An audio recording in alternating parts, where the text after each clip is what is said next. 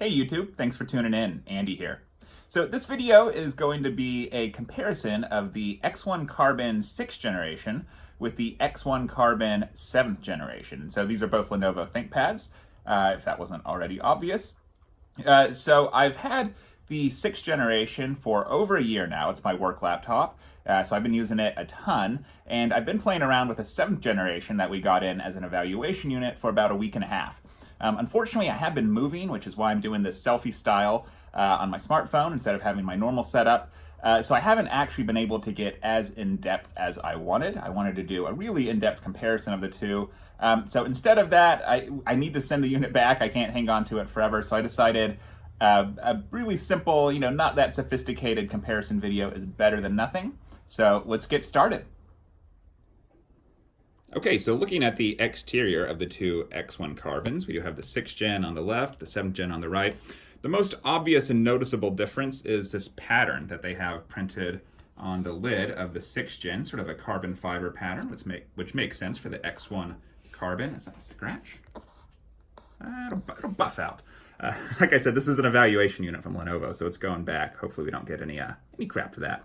But so they've got this pattern. That's a really noticeable difference. I've seen some reviews talk about it making it less fingerprint heavy or making it more resistant to fingerprints.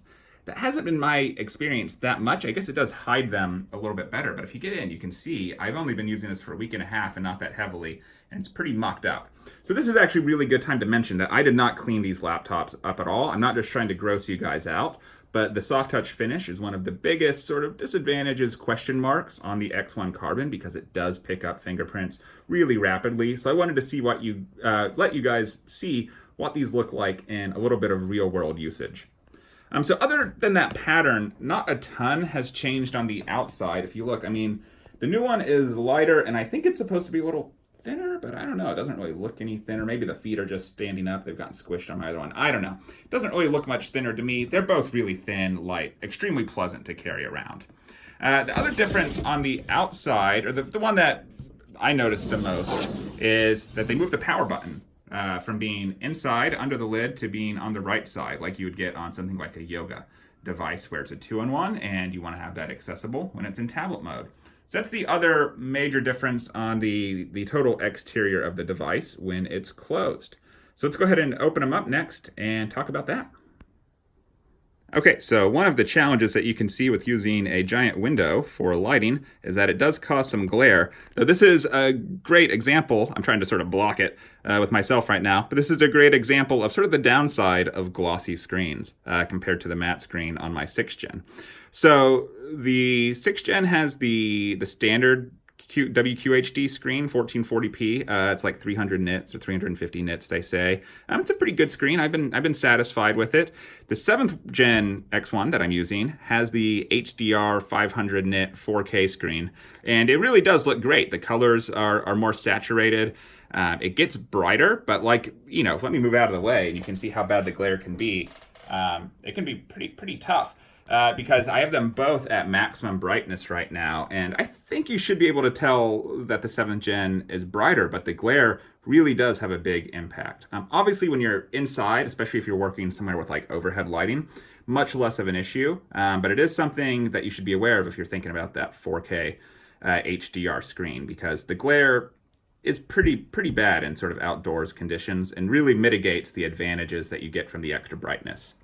The other really big change, or the big difference between, actually there are a few differences in here, so I'm not just going to say there's one other, but one of the really cool ones, probably the biggest advantage to the 7th gen, in my opinion, are these speakers right above the top. So on the 6th gen, if I try to move out slowly so I don't shake the camera too much, but on the 6th gen, the speakers are right down there. Got the other one right there. And they suck. These are really bad laptop speakers, especially on such an expensive laptop. So the 7th gen speakers are not only in a better placement since they're right on the top facing you, they also sound much better. They're much louder. They're still not amazing speakers, but they're a huge upgrade, and I'll splice in a little bit of an audio comparison.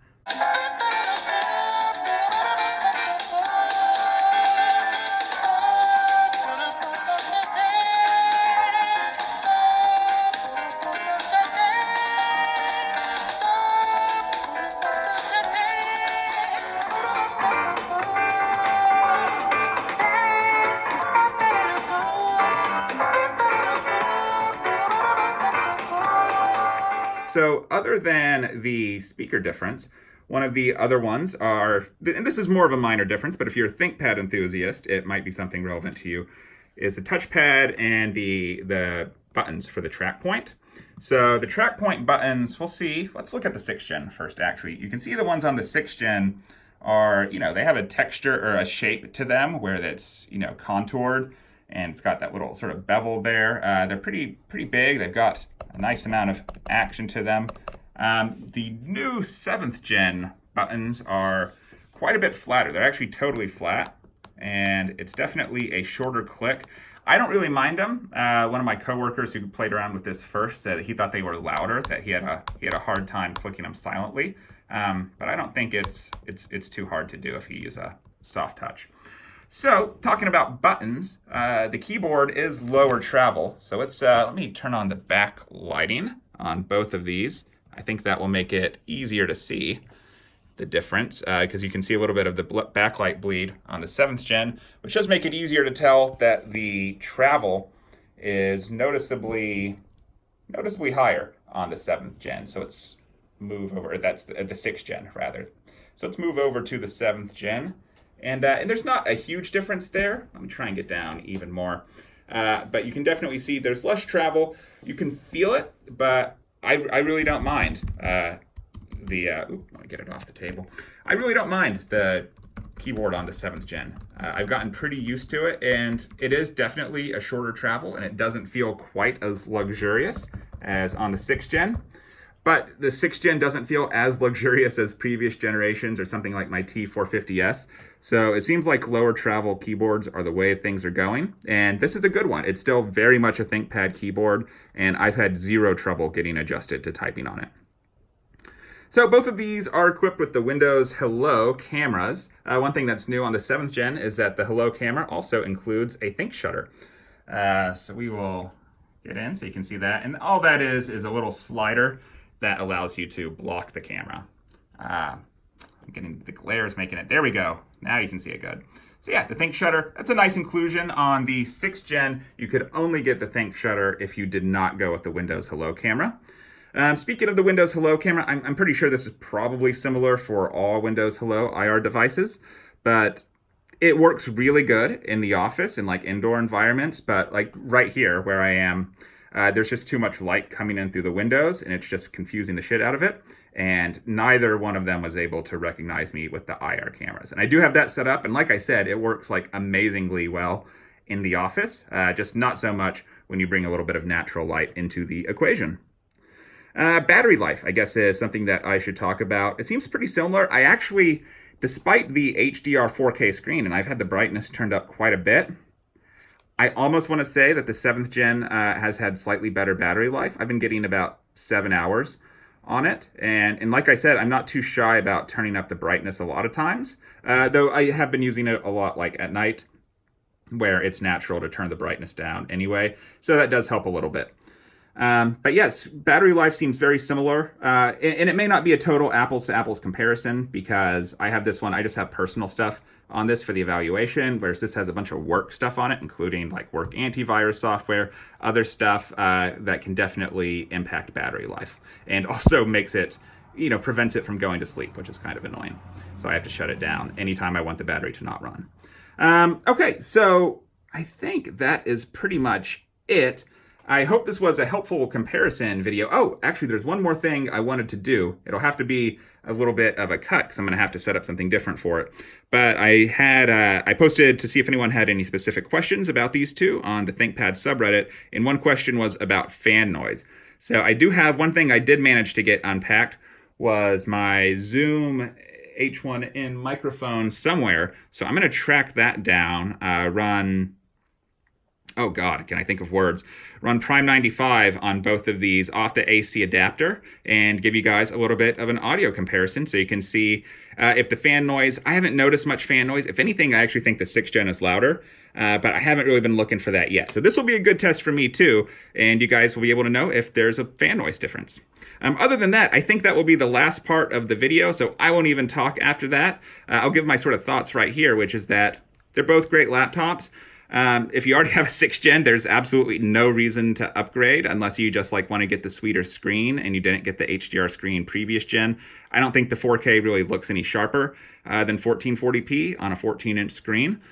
So yeah, they're both great notebooks. The speakers, though, actually, that's the one thing that does make the 7th gen a lot better are the speakers. So if you want an X1 Carbon and you do watch a lot of YouTube or Netflix or listen to music on it, the 7th gen is the best option yet because the speakers are a massive upgrade over the previous generations. But let's go ahead and do that audio fan noise test, and that will be it. Thanks for watching, guys. Okay, guys, so I actually lied about using the nicer microphone to do the fan noise test because it turns out the battery on it is dead, even though I had found it. And I do not have replacement batteries right now. So we're just going to use the iPhone for this. And I'm going to get close. This is the 6th generation that I'm starting with. Prime 95 has been running for like 30 seconds or so, but it does not take long for these to get hot. So I will shut up so you can listen to the fan.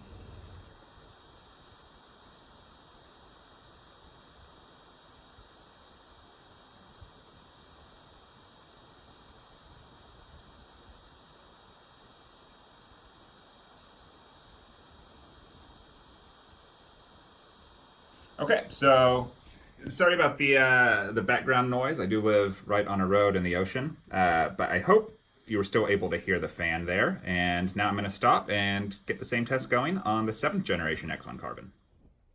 All right, so this is the 7th generation X1 Carbon. I just started Prime 95, and I started recording a little earlier this time because hopefully you guys will be able to hear the ramp up, though it's a pretty short one.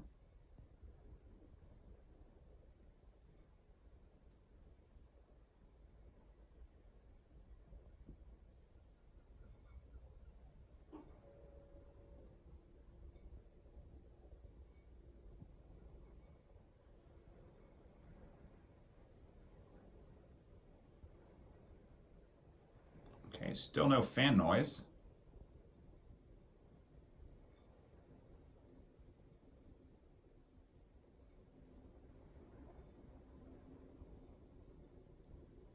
Okay, so the fan had, on the 6th generation, had been kicked on for quite some time by now. I'm gonna actually zoom out and I'm gonna pop open the task manager and just make sure that we're still getting, boost speeds and whatnot. Come on, focus.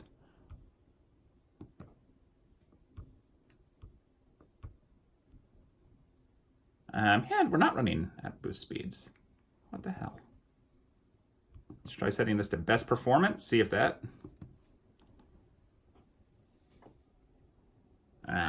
just in case you were wondering, I am plugged into AC power.